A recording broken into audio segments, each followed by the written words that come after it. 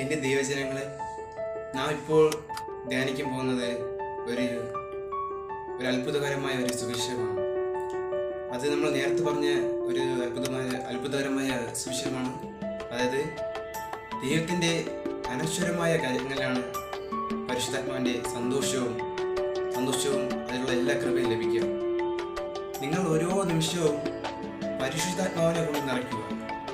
എപ്പോഴും നിങ്ങൾ ഹൃദയങ്ങളിൽ നിന്നും പരിശുദ്ധാത്മാവിനെ കൊണ്ട് നിറയ്ക്കുകയും അതിലുള്ള എല്ലാം ദൈവത്തിൻ്റെ പല വിധത്തിലുള്ള പല സുവിശേഷമായ പല ചിന്തകളും, പല ദുഃഖകരമായ പല ചിന്തകളും, പല വിചാരങ്ങളും ഉണ്ടാകും. എന്നാൽ പരിശുദ്ധാത്മാവ് നമ്മൾ ഉള്ളിൽ നിറയുമ്പോൾ നമ്മൾ ഒരു പവർഫുൾ മാനായി മാറും.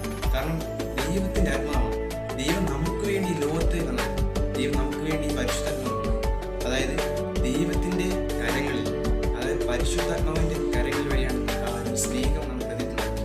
ഇതിൻ്റെ സ്നേഹം എന്ന് പറഞ്ഞാൽ നമുക്ക് ഒത്തിരി അനുഭവമുള്ള ഒരു വചനമാണ് നമ്മളെ ഫിലിപ്പിക്കർ എഴുതിയ ലേഖനത്തിൽ അധ്യായം 3 വാക്യങ്ങൾ 8 മുതൽ 10 വരെ. ദൈവത്തിൻ്റെ, അതായത് അവൻ്റെ ഉദ്ധാനത്തിൻ്റെയും ശക്തിയുടെയും എൻ്റെ അറിവാണ് യേശുവിൻ്റെ എല്ലാത്തിനുള്ള ഒരു പരിശുദ്ധാത്മാവിൻ്റെ ഒരു ഒരുക്കം. അതായത് ദൈവമായിട്ടുള്ള ഒരു ഒത്തെടുപ്പാണ്.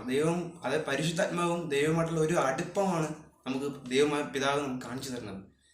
ദൈവം നമുക്ക് വേണ്ടി ഒത്തിരി സഹിച്ചു. കാരണം ആദിയിലെ ദൈവം നമ്മളോടൊരു പല പ്രവാചകന്മാരും പല യഹൂദന്മാർക്ക് വഴിയാണ് ദൈവം തീയായി പല രൂപത്തിൽ പ്രത്യക്ഷപ്പെട്ടത്.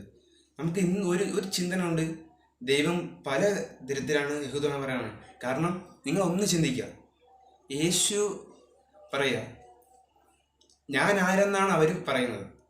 അപ്പോൾ ദൈവമായ കർത്താവ് പിതാവ് വഴി പൗലോസ് ഈശോ ഒരു വ്യത്യസ്തമായ വ്യക്തിയായിട്ടാണ് കരുതിയത്. കാരണം പിതാവായ ദൈവത്തിൻ്റെ പുത്രനാണ് യേശു ക്രിസ്തു. നിങ്ങളൊന്ന് ചിന്തിക്കുക, പിതാവ് പുത്രൻ വഴി ദൈവം മനുഷ്യമക്കളോട് സംസാരിക്കുന്നത്, അതായത് പിതാവിൻ്റെ ഇഷ്ടം നിറവേറ്റാനാണ് പുത്രനാണ് യേശു ക്രിസ്തു ഈ ലോകത്തിൽ അവതരിച്ചത്, പരിശുദ്ധ കന്യക മറിയം വഴി. നിങ്ങളൊന്ന് ചിന്തിച്ചു നോക്കുക മക്കളെ, ദൈവം നമുക്ക് വേണ്ടി ദാനമായി തന്നതാണ് യേശു ക്രിസ്തു. നിങ്ങൾക്കും ഈ ലോകത്തെ എല്ലാ പാവത്തിൽ നിന്നും മോചിതനാകാനാണ് യേശു ക്രിസ്തു ഈ ലോകത്തിലോട്ട് വന്നത്. യേശുവിൻ്റെ ആ നാമം അപേക്ഷിച്ചാൽ ഉറപ്പായ മക്കളെ നിങ്ങൾ രക്ഷ പ്രാപിക്കും എന്ന് ഞാൻ ഈ വാക്യങ്ങൾ നിർത്തുന്നു.